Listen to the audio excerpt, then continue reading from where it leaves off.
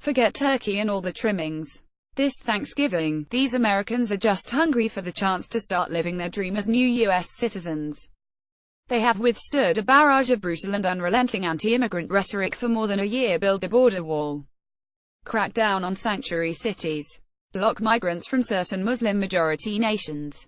Amid it all, there have been protests and counter-protests, controversial executive orders and a flurry of lawsuits and last-minute court rulings.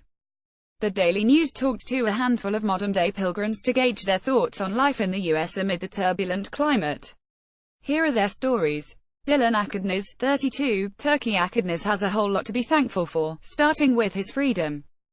The 32-year-old flight attendant no longer has to worry about facing possible persecution in his homeland for being gay.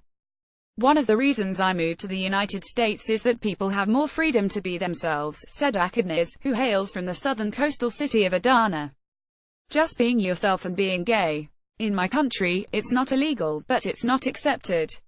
Akadnes lives in Tottenville, Staten Island, with his husband. This year, he plans to reflect on his coveted new status. It was a sense of achievement. It was something I always wanted, the jet-setting Akadnes said of attaining citizenship. It was somewhat emotional. I saw people on their knees crying when they got their passports. As a citizen, he was able to sponsor his South African partner, now husband, to come to the country. The couple married in June. Akadnes will be enjoying Thanksgiving with friends and colleagues in Staten Island, where he said he's surrounded by a large community of gay flight attendants. He's planning to treat them to a Turkish treat called ravani, a sponge cake in syrup. I know things are changing in this country for the worse, he said, but I'm just excited to be a part of the American society and the American people. Vida Owusu, 44, Ghana. Susan Watts, New York Daily News. Over her 12 years in the U.S., Owusu has only once seen the 4 children she had to leave behind. Now an American citizen, the 44-year-old home health care aide hopes to bring them to the U.S. as permanent residents.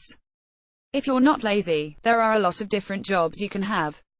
You have a paycheck, Owusu said. This country is better than Ghana. So they will live their lives here. That's what I pray. Owusu arrived in the New York area from Ghana in 2005 seeking better job opportunities. She had no trouble finding work but longed for her children. Her youngest, a girl, was just 5 at the time. Her lone trip home was bittersweet. She flew back to Ghana for her sister's funeral. I stayed here for 10 years before I saw them again, and I couldn't believe the way they grew up, she said of her kids. When I met them in the airport, oh God, I was crying. Owusu studied for 2 years for the naturalization test. She wore her nicest dress, traditional white, with African embroidery, to her oath of allegiance ceremony in April. After a dozen years working round the clock as a live-in healthcare aide, she was finally an American. I had a friend go with me and take a picture, she said. I was so happy. The family's primary breadwinner, Owusu sends a portion of her paycheck to her children and covers the rent of their apartment in Ghana's capital city of Accra. 2 of her children work in the computer industry, one has studied to be a nurse and one is a high school student. Ever the hard-working caretaker, Owusu will spend Thanksgiving like most Thursdays, tending to the elderly couple she cares for in Teaneck, NJ.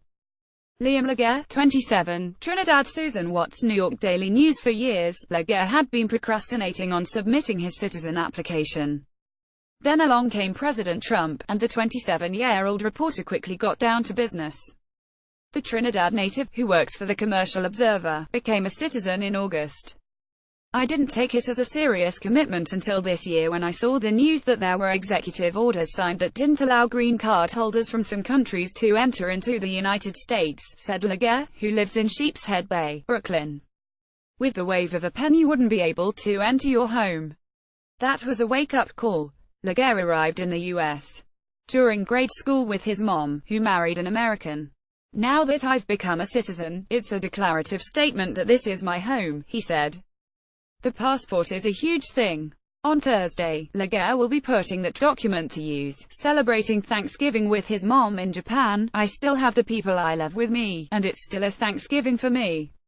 Richard Mazda, 62, Britain. Susan Watts, New York Daily News. After commuting from London to New York for 4 years to visit his wife, Leslie, who was working in the music business, the Brit made the leap across the Atlantic with his daughter Savannah, then 10, in 2004.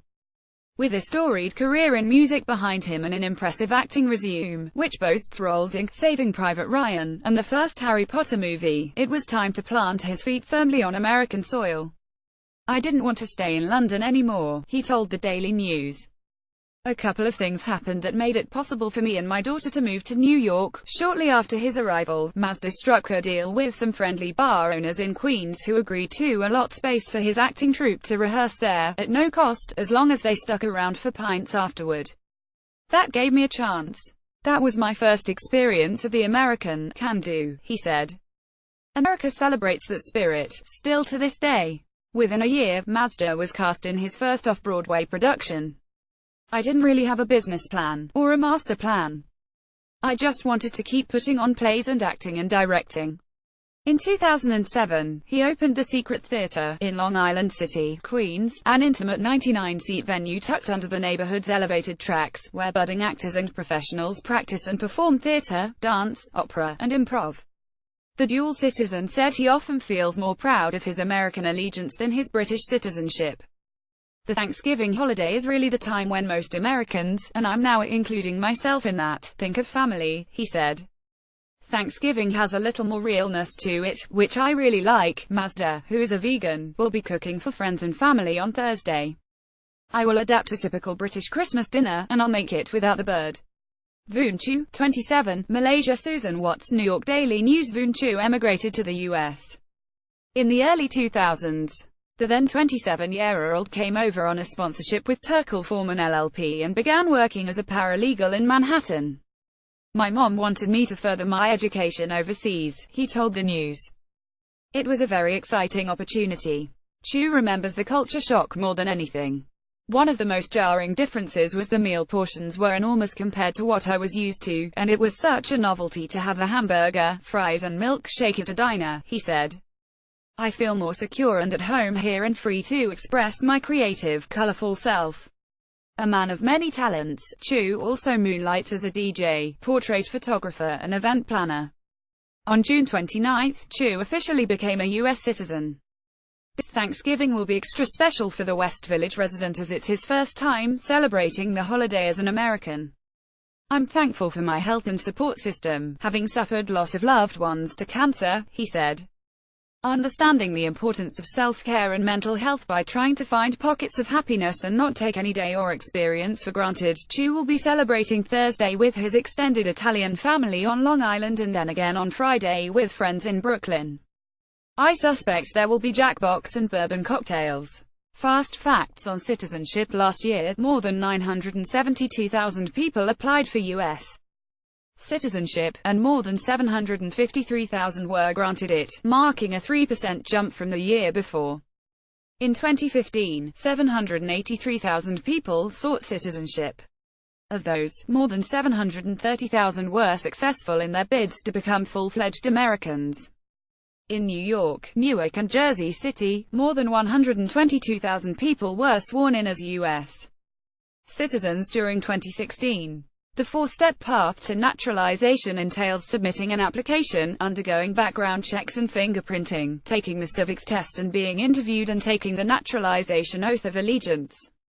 New Americans receive a certificate of citizenship.